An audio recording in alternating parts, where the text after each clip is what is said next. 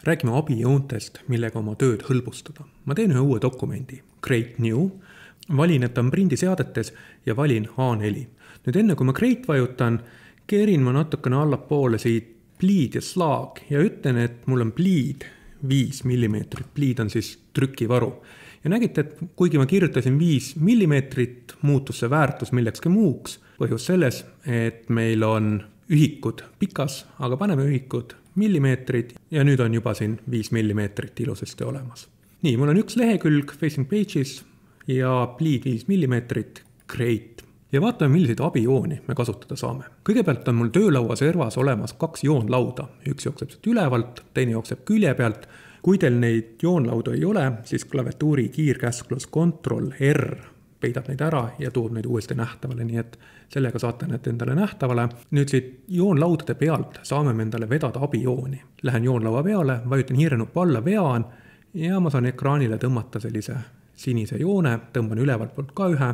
Nüüd need on sellised jooned, mis meie valmis töös näha ei jää, küll aga nad aitavad meil paremini paigutada objekte. Ja tõesti, kui ma nüüd hakkan mingisugust graafikat, panen sellele jälle värvi, mingisugust graafikat ekraanile paigutama, alt ja all hoides teen koopiaid, siis näete, kui lihtne mul on neid joondada üksteise kõrvale tänu sellele, et mul on siin selline joon, mis käitub nagu magnet.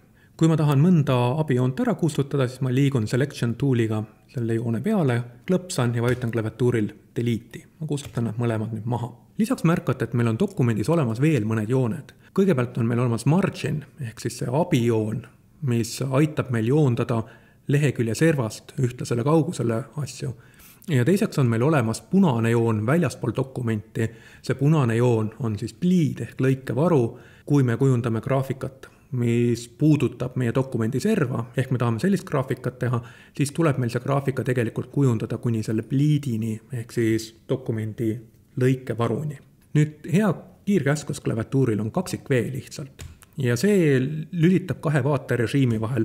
Me näeme endal dokumenti kõikide abijoonte ja lisavahenditega, või siis kaksik V, ja me näeme seda trükivaadet, milline on meie see puhas dokument.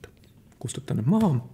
Lisaks on meil võimalus abijooni genereerida automaatselt ja see on nüüd väga hea võimalus, kui te tahate sellist struktureeritud lehekülje layouti tekitada. Käib ta layout menüüst ja siin on käsklus Create Guides. Ja Create Guides lubab siis meil tekitada mingi automaatse raamistikstruktuuri, mille sisse siis oma küljendust tegema hakata. Ma kõigepealt lülitan sisse siit linnukese preview ja nüüd kui ma hakkan siit muutma valikut näiteks rows või hakkan siit muutma valikut columns, siis näete, et mul juba ekraanile siia dokumenti tekib mingisugune raamistik.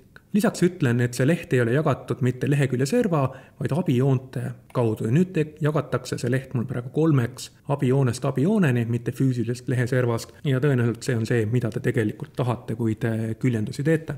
Ütlen, et rowsi on mul 0 ja columnseid on 3, okei. Ja nüüd, kui ma hakkan mingisugust graafikat siia sisse paigutama, siis jällegi mul on imelihtne hoida ilusasti kinni sellisest ühtlasest struktuurist. Nüüd abijooni võib ja tegelikult isegi peaks tegema master page'idele.